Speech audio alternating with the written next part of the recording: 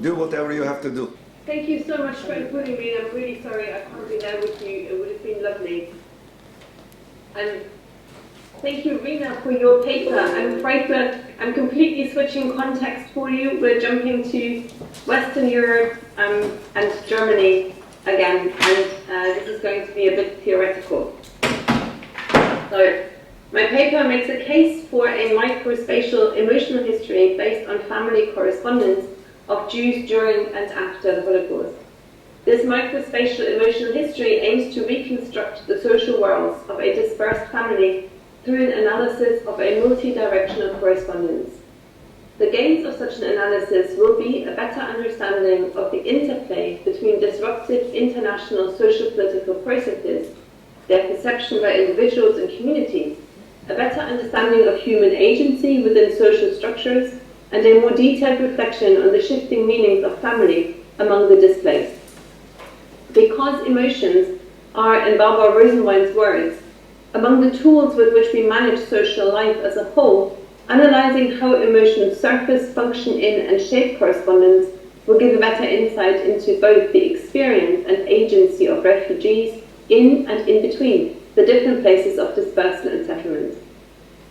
In 2019, Christian de Vito proposed a microspatial perspective in an effort to overcome the oppositional binary constituted by macro and microhistory, and the assumption that scale is an inevitable component of either perspective. Instead, de Vito suggests that it is possible to remove the binary and instead to construct a multi-perspectival history that connects different locations and actors by attending to the structures that condition the agency of individuals and give rise to social processes. In this microspatial model, scale is understood as a historical construct that allows us to draw attention to specific perspectives. Removing scale as a determining factor of historical analysis and allowing different perspectives to interact with each other opens the scope for observing both structure and agency within social processes. A microspatial approach to refugee correspondence allows historians to observe the development of and access to different social worlds of the correspondence, the connections refugees maintain to different places, and thereby also contributes to a transnational history of refugees.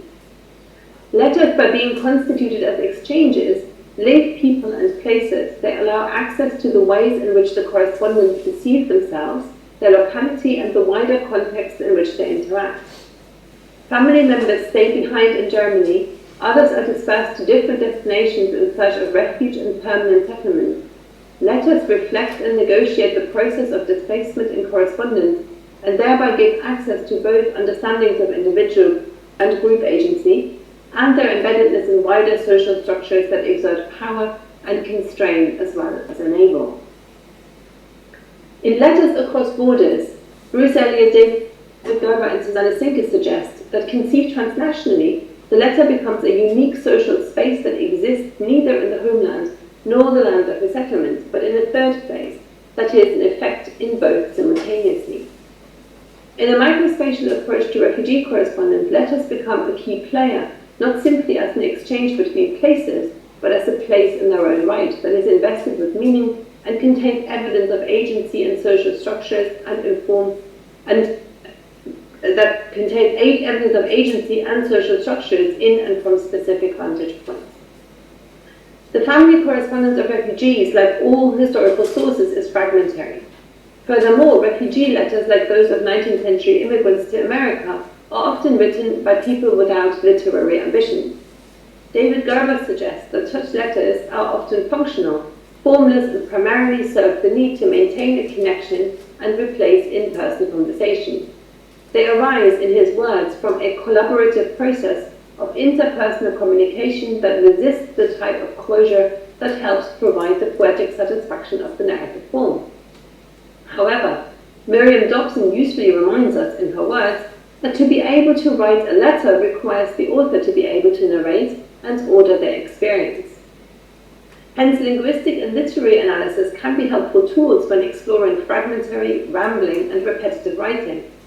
In relation to the family correspondence of German Jewish refugees, such analysis can lead to a deeper understanding of structures of interpersonal communication in changing social contexts. This is particularly plausible when, as is often the case with refugee correspondence, family letters permanently substitute for what was previously entirely conversation-based communication. Here we can observe the translation of speech to the page in an effort to maintain the intimacy of the previous in-person relationship. In other words, refugee letters, with properties very different to conversations, are an enforced correspondence and effectively become the new kitchen table. Refugee letters therefore offer the opportunity for a better understanding of the emotions that are tied to family. For the purpose of linking microspatial history with the history of emotions, Barbara Rosenwein's concept of emotional communities is analytically useful and elastic enough to enable work in a range of different contexts where emotions are communicated and exchanged, chiefly in written form. In addition, Sarah Ahmed's work on the communication of emotions and their in-betweenness in human interaction is helpful in articulating what is happening in correspondences. Emotional communities describe the social context in which people learn to understand, define, assess, and express emotions in ways that create group bonds and boundaries. Such communities are not to be understood as static, but develop and change over time. Individuals can be part of several emotional communities concurrently and express themselves differently depending on context, aligning, modifying, or subverting expectations and rules. This analytical model helps in the analysis of the expression of emotions in social interactions of various kinds. In relation to refugee correspondence, the analysis of emotions takes place in considering the context of writing and reading letters, the manner of reporting experiences of living in different places, the engagement in different emotional communities at the same time, and the translations between social worlds that link family in different places. These dynamic social worlds are connected transnationally, and Rosenwein's concept helps to pass their boundaries and connections across space and time. Social worlds in which emotions are learned and expressed are also the spaces in which the meaning of emotions is constantly negotiated. Joanna Borg's Bourdieuian approach understands emotions as mediators in social interaction. She is interested in the power relations constituted by the expression and reception of emotions between individuals and between individuals and groups. Borg's approach brings me back to the context of the letter, where emotions are encoded in words, sentences, and paragraphs, where the structure, tone, and form of the letter represents opportunities for analysis. Borg focuses on the analysis of social worlds where emotions have effects, and attention to their representation in written form and correspondence aids the reconstruction of historic social dynamics. Els Andringer's analysis of the correspondence of German Jewish writers turned refugees complements Borg's approach. She shows that even the most fragmented letters contain traces of emotion by referring to, presenting, and expressing emotions.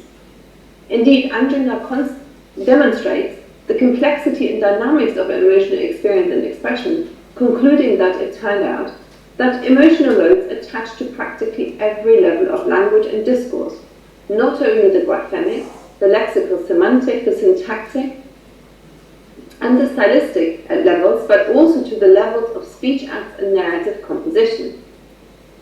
While she shows this through a detailed analysis of letters by literary writers, the insight that every level of language and discourse is involved in communicating emotion suggests that her approach is transferable to non-literary text. Andringer's work on linguistic and narrative devices and strategies that are used to express emotional experience relies on being able to detect a shared mental world between the correspondents. As time passes, the shared mental world recedes into earlier periods of life, and continued correspondence requires the conjuring up of the shared past and the translation of the changing mental worlds of the writers and readers present.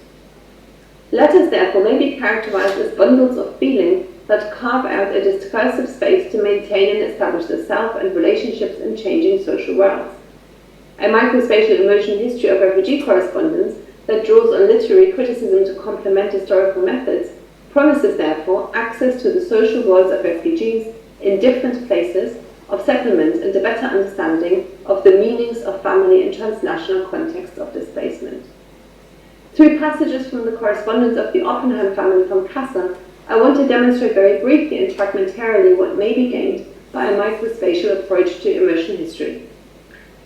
Following the state-organized terror of the 9th and 10th November 1938, 3 generations of the Oppenheim family living in Kassel and Frankfurt prepared for flight from Germany.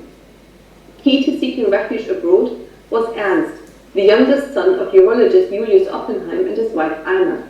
Ernst had emigrated to Toronto in Canada in 1936. Having extended a business trip, he stayed and applied for settlement and naturalization at the earliest opportunity. Eldest child Hans was married to Trudy. They lived close by the Oppenheim grandparents in Kassel, and Alice was a single professional woman at home in Frankfurt. Ernst was able to arrange for his parents to come to Toronto as his dependents, thereby having to forego the possibility of facilitating the immigration of his siblings to Canada. Hans and Alice sought visas to the US instead. Hans and Trudy's daughter Dorrit fled on a kindertransport and settled permanently in Scotland, and Alice was able to obtain a visa to the US after first fleeing to Britain, and for about 6 months joined Dorrit in her foster family in Edinburgh. Hans and Trudy were unable to get a visa. They remained in Kassel until June 1943, when both were deported to Theresienstadt. Their journey ended with their murder in Auschwitz in October 1944. The correspondence in the Oppenheim family archive is extensive, collated by Ernst, who kept copies of the letters he sent as well as those he received. We have an expansive cache of letters from 1936 until 1950, when Julius and Alma died. Thereafter, Ernst and less regularly Alice exchanged letters with each other and with Dorrit and her husband, so that the trail of family communication extends until Alice and Ernst died 30 years after the war. The Oppenheim family is forced into corresponding with each other. Prior to 1938, there was no expectation that family life would be conducted at a distance with anyone other than Ernst. Whereas after 1939, there was hardly any expectation that face-to-face relations would resume ever again. Correspondence permanently substituted for conversation. From 1939, other people joined the Oppenheim correspondence, notably Fred and Sophie Gallimore, a then childless couple in Edinburgh, who volunteered to foster Dorrit. In a real sense, the Gallimores became part of the transnational Oppenheim family, even though the majority of correspondents never met in person, so that the newly extended family only existed in the space of their letters. Letters written between June and September 1939 may serve as a case study that lets us witness the extension of the family, negotiation between familiar and emotional communities, and forays into a new culture by Dorrit's parents and her aunt. These letters deal with finding a foster family for Dorrit, her arrival in London and Edinburgh, and the beginning of the Second World War. If we think of the first letter sent by Hans and Trudy on the 16th of June 1939 as opening a conversation to forge a relationship of utmost importance for the life of their daughter, we are able to see a number of communicative strategies that show how Hans and Trudy tried to feel their way into a better understanding of the Gallimore family and what may be expected of them as a foster home. At this point, there is still uncertainty over whether the fostering arrangement will actually work out, so it is a letter into the unknown on this level too. The letter consists of a series of almost staccato paragraphs that directly address the matter of fostering Dorrit, practicalities that need to be sorted out, and repeatedly expresses gratitude. There is scarcely a month between this initial letter and Dorrit's arrival in London on the 26th of July in 1939, where she is picked up by her new foster parents. Gratitude suffused with anxiety dominates this letter's awkward English sentences. We heard by Miss Turk that you are willing to give a shelter for our little daughter Dorrit during the time we have to wait till our immigration into USA. We never can find words for expressing our gratitude towards you for your doing. We only can hope that one day we shall be able to make good all that you will do for our child. Without ever being able to speak or see each other, a relationship is established by post, with the added challenge of Hans and Trudy having to write in English about the emotional and troubling need to part with their only child for an unknown period of time, and to entrust her welfare to strangers. While expressing gratitude, the letter also appeals to the temporary nature of the arrangement. Dorrit will only be handed over for safekeeping until she can travel on to the US with her parents. The description of the fostering arrangement as temporary is emotionally loaded to ease the pain of parting with their child and to assure the Gallimores that their stepping into the role of parents is for a limited time, their sacrifice acknowledged and accepted as a gift that will be repaid. Dorrit is the object on which emotions are centered. However, the Gallimores are also a central emotionally loaded object of Hans and Trudy's letter. In English, often directly translated from German idiomatic expressions, Dorrit is presented to Fred and Sophie as a perfect gift they will cherish and enjoy, while Fred and Sophie are described with the most reassuring moral qualities, mirroring those of the Oppenheims. She is a very sweet girl of 7 years, laughing from morning till evening, very tender, like a real wheatler, very attached to people, who is good to her. She is modest and beloved, a good pupil and easy in the uptake. She is healthy of body and mind and always sporty trained. Nowadays, all personal and selfish feelings must be suppressed and only have to think that the child can keep her laughing and will have the possibility to grow up in a dear and benevolent surrounding with very good and helpful people. We are quite sure you will have the joy and also love by Dorrit and never will repent your help.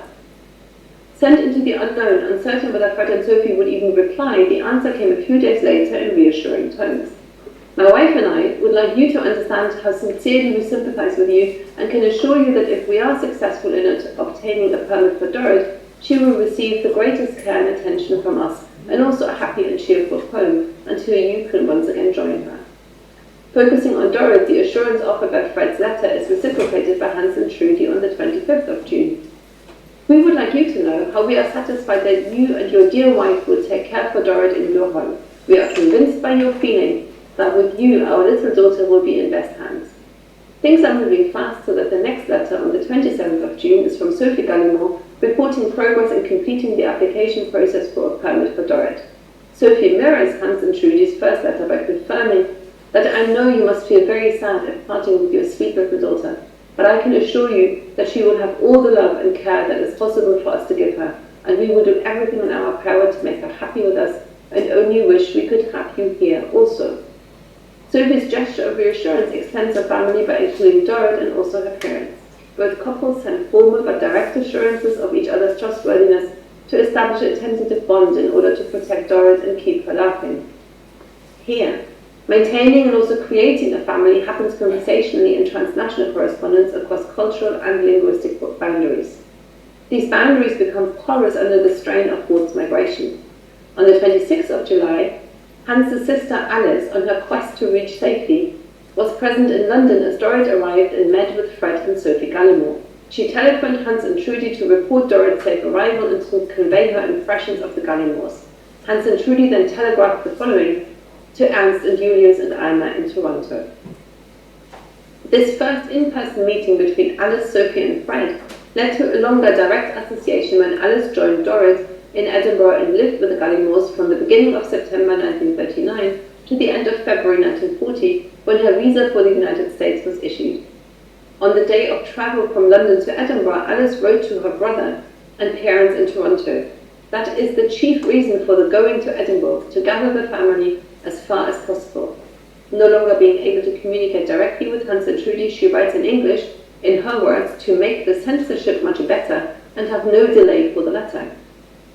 The need to gather the family now positions Toronto as the communication hub that connects Kassel with Edinburgh. Extensive refugee correspondence is an access point to the social world of refugees. Such letters are distinctive sources because they reflect on events as they unfold in the present tense, events that irrevocably altered the family structure and the life worlds of its members. Because letters are dialogical, either in actuality or in intent, exchanges allow the tracing of individual selves and communities in relationship to others over a period of time. Thus, following the journey of a family through correspondence that extends from the preparation for immigration or flight, covers the disruption of the war and the murder of family members in the Holocaust, and that carries on into the post-war decades, amidst tracing family relationships in shifting social world. Emotions, as encoded in correspondence, are the vehicles that constitute, articulate, reflect and influence the relationships and give access to the very different contexts refugees traversed and settled in. Thank you. I have a question about the specificity of this to the Holocaust, because a lot of the points that you make, as we know, lots of the literature on this already is from other migrant groups and kind of other time periods and geographies. So is there something specific about the German Jewish context and the Holocaust that impacts upon these letters? I'm kind of thinking about around the kind of Auslander making the noticeable, making the unnoticeable noticeable type point, right? As in, do these letters specifically, or your argument, does it become specific to the Holocaust? Hi Charlie, thank you. Great question. So I think there is something about Holocaust studies that does this slightly later. So you're right in saying that a lot of work has been done on letters in different contexts, and in some ways the refugee correspondences are mirroring what is happening in other correspondences. I think what is distinctive, and I would say this may not be distinctive only to the Holocaust, but also to other displacements, forced displacements, is the fact that this is an enforced way of communicating. So these people never expected to be corresponding with anyone. So it's not that they can't write letters or that they haven't learned to write letters, but the letters are usually embedded in the context of face-to-face meetings.